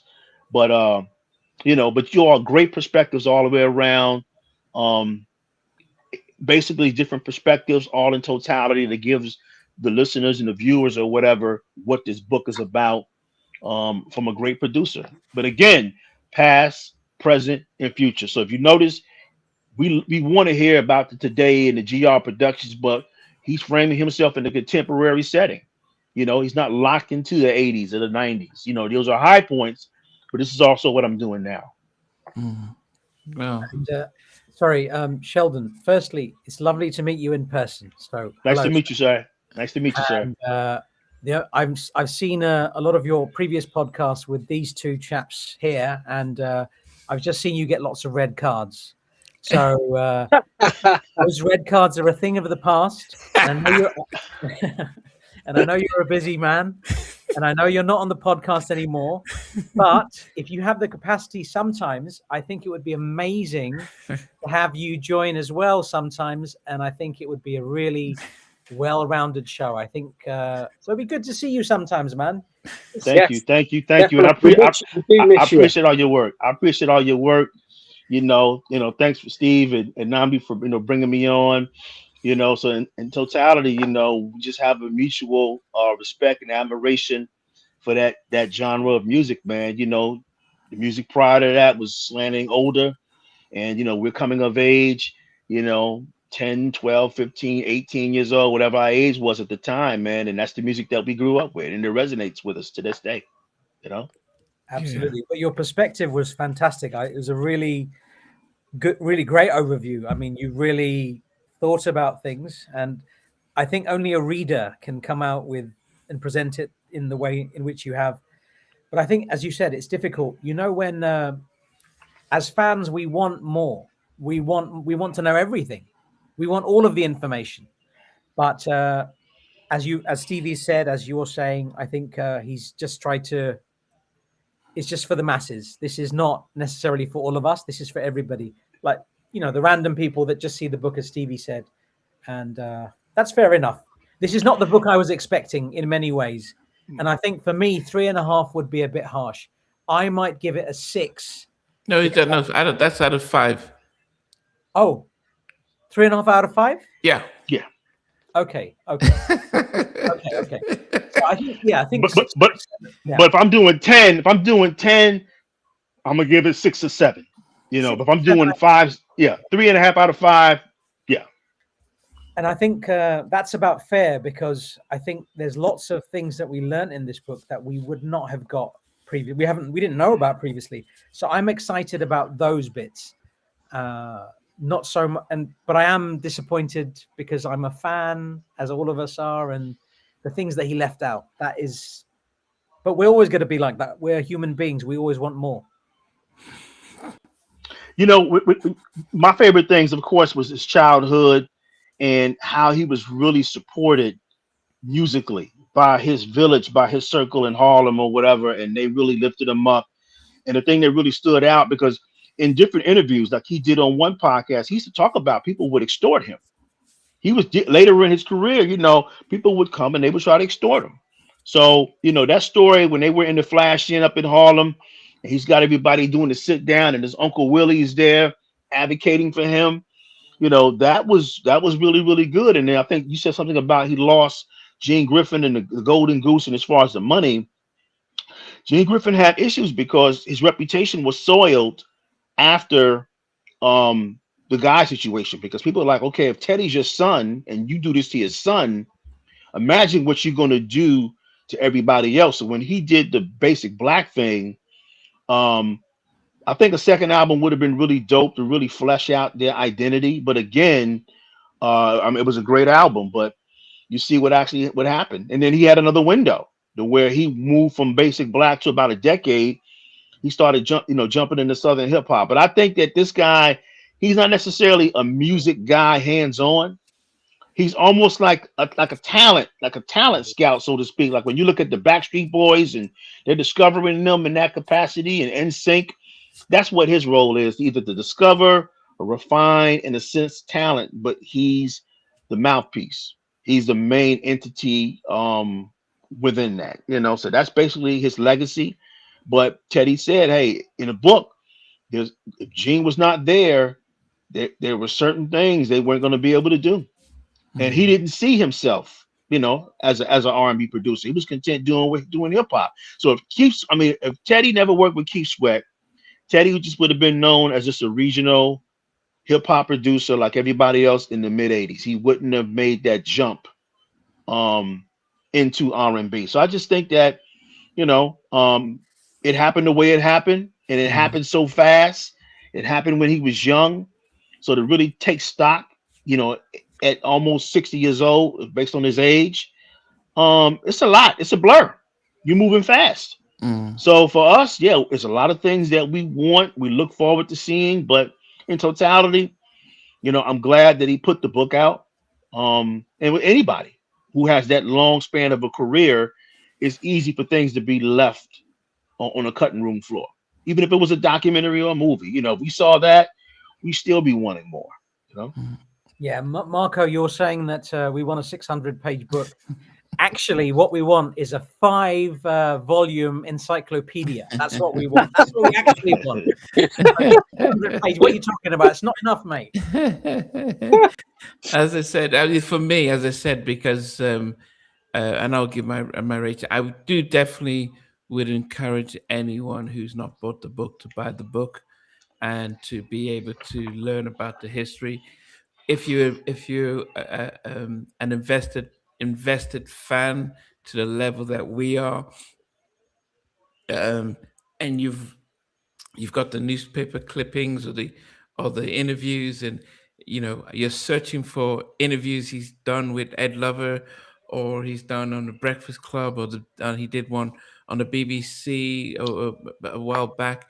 So you would have heard a lot of these stories in depth, and so you pretty much know the general gist.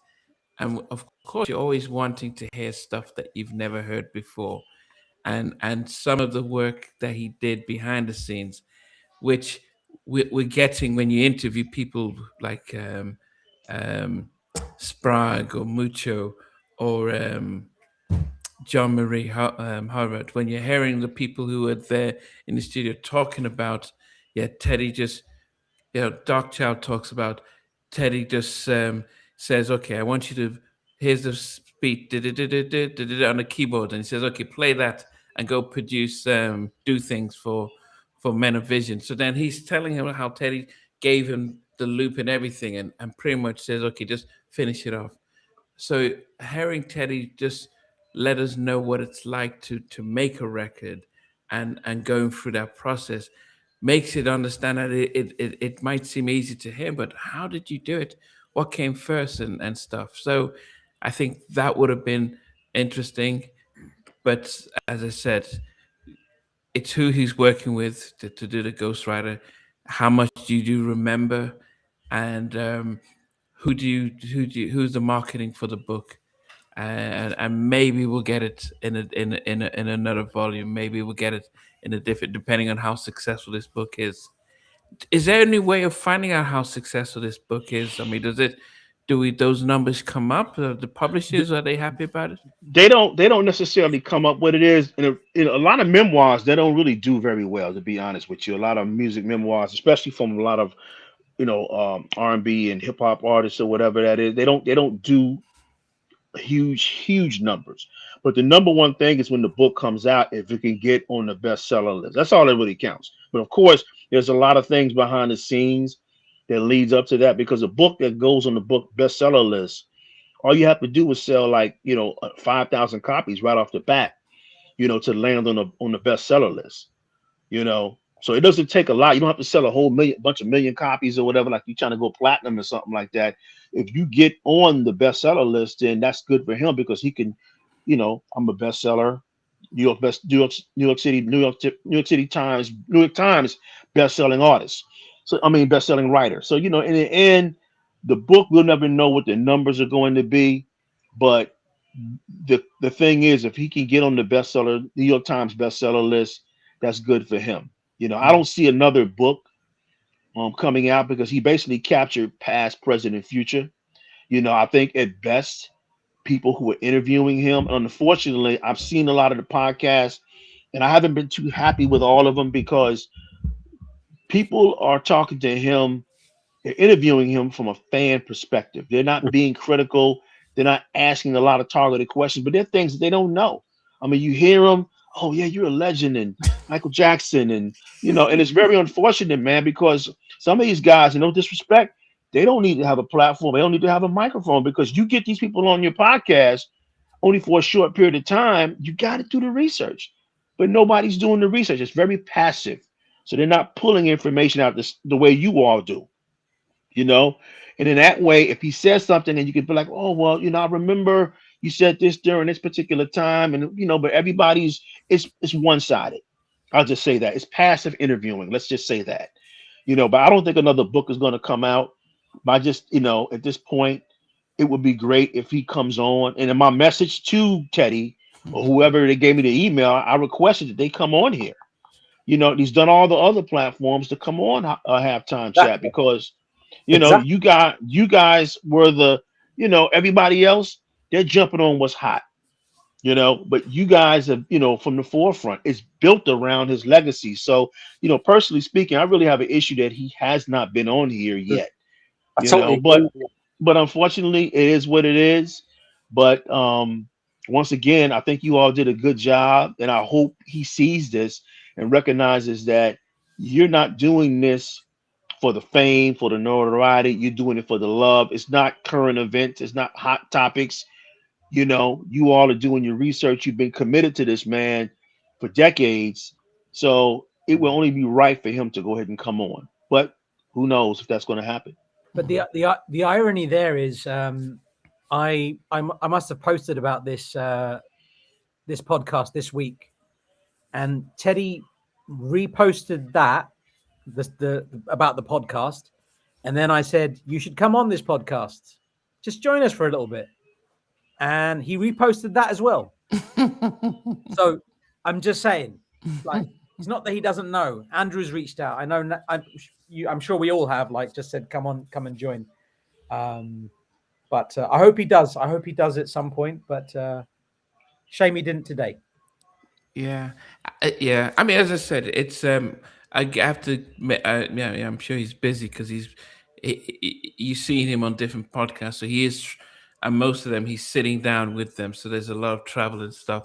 But it's good to get your perspective on the book, Sheldon. And I guess it's one more thing that while Sheldon's there, how relevant and to add to what Sheldon was saying there, how relevant is this podcast and this book drops? Like I say, for the last few years, we've been talking about it non-stop for the last few years, and he goes and drops a book, which keeps this podcast so relevant, I think. So big ourselves up as well. Big ourselves up. But you know what, though? I'll say this to piggyback on what you said, Steve, is that, 6 months from now, after the book is, I'm going to say run its course, because books never run their course because people always discover material. But once the recency kind of dies down with this book, halftime chat will still be in the game, exploring this where everyone else has moved on to something else. Definitely. And just with that, just before we close up, it's surprising that New Edition. I did think we talked about not mentioning Brandon Mitchell in the book, but New Edition, who were briefly mentioned, are top of the leaderboard in the fan vote for the Rock and Roll Hall of Fame. They have overtaken Phil Collins by about 20,000 votes, and it looks like a show in that they will be inducted in the Rock and Roll Hall of Fame. And when you think about the legacy of New Edition, from the groups, to put them together, then the groups, this would definitely be a well-deserved honor that New Edition make it through. They didn't make the money that New Kids in the Blocks and Backstreet Boys and NSYNC have made, but they have definitely deserved to be recognized in the Rock and Roll Hall of Fame. So people keep voting every day just to solidify that, but they've all put out a united campaign, and they're touring at the right time to make themselves relevant. So to overtake Phil Collins is not a mean feat, and to overtake Pink, Sade, Wu-Tang Clan, Oasis, which I'm shocked that they overtook Oasis, and stuff like that, shows that they really are generally black royalty as well. Yes. Okay, so wrapping it up, Stevie, for your final words, and I'll get to VJ then and Sheldon before we close it. Like I say, I'm over the moon. We finally got this book. And I just, like I said, I took it from the perspective of he's trying to appeal to the masses. And, you know, if you pick that, you're in a library one day and you don't know who this person is, but it looks interesting, I'll give it a read. So I'll give it 10 out of 10 for me all day. I'm so over the moon we finally got this book. And Teddy, please, come on, man. Come on, halftime chat. Long overdue, mate. Come on, halftime chat.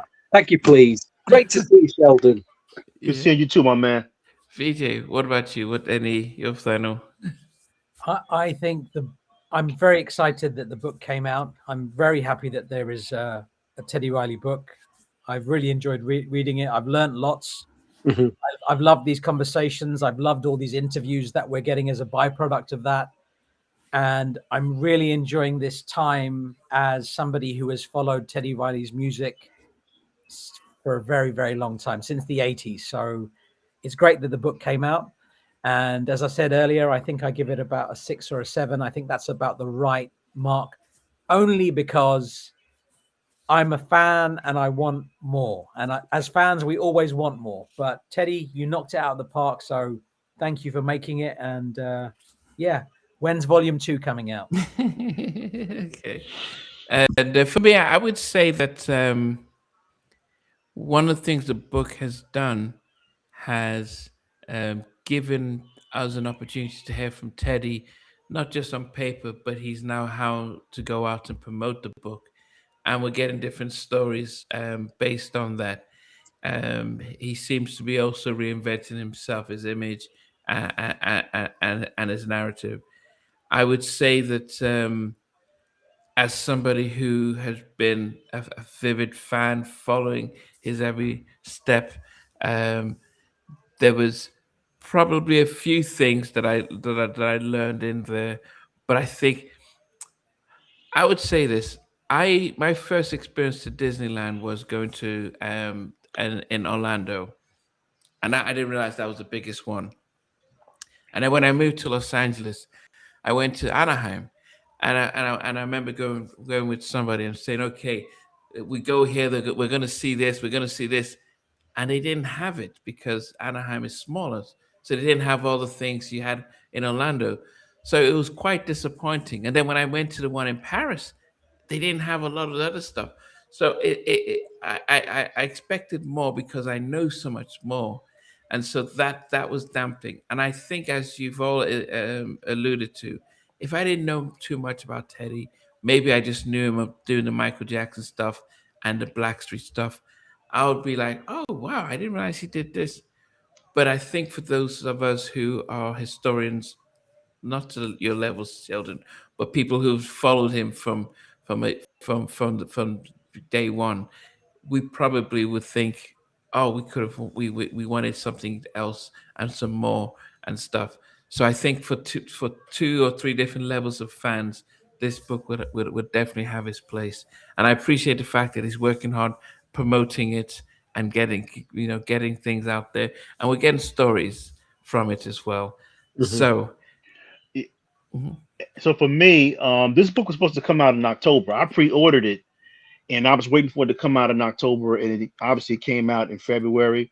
So I've read the book twice already, and again, you know, I'm glad that he wrote it. The things that resonated with me, obviously, were his childhood, and then different flashes in the career, and of course, in the end, where it comes full circle, where um, he and Gene, they kind of come full circle and they kind of patch things up, so to speak, you know. But I'm glad that he wrote the book. You know, Mm. I really am glad that he wrote it, because if something were to happen to him, that meant this whole history would have actually died Mhm. with him, because it still just would have been outside perspectives and things of that nature. So I think it was a perfect time for him to write the book. He's in a sweet spot. Mm. People know him, like you all said, through verses. People discovered him, rediscovered him. So he's right in the pocket with this book, because it's capturing the attention of everyone of all ages. People who are younger than us, maybe people who are older than us. Had he put this book out 5 or 10 years later, I don't know if it would have gotten the traction that it would have needed. it would have just maybe flew under the cracks because now people have a tendency to kind of age out. But he talked about on one of the other platforms as far as being relevant, visually, physically, in terms of being right in the pocket. And I think that's what he wants to do. You want to be contemporary, but you know, good job. Good job on the book. There are things I might have wanted to see, but I know that when you're doing a memoir, it's not going to be by the numbers, so to speak.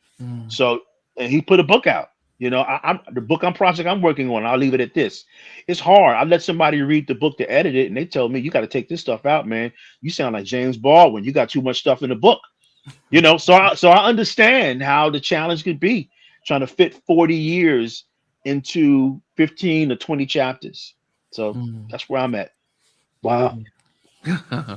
Well, and we can all say that we're glad that Teddy is still active and still relevant, and the fact that he is still making himself known out there. And as I said, we all seem to we'll all agree to recommend a book for everyone to pick up and to read and keep a copy as well. I had mine on the audiobook, and I've listened to it. A copy from the States is still on its way, so it'll be great to be able to read that as well.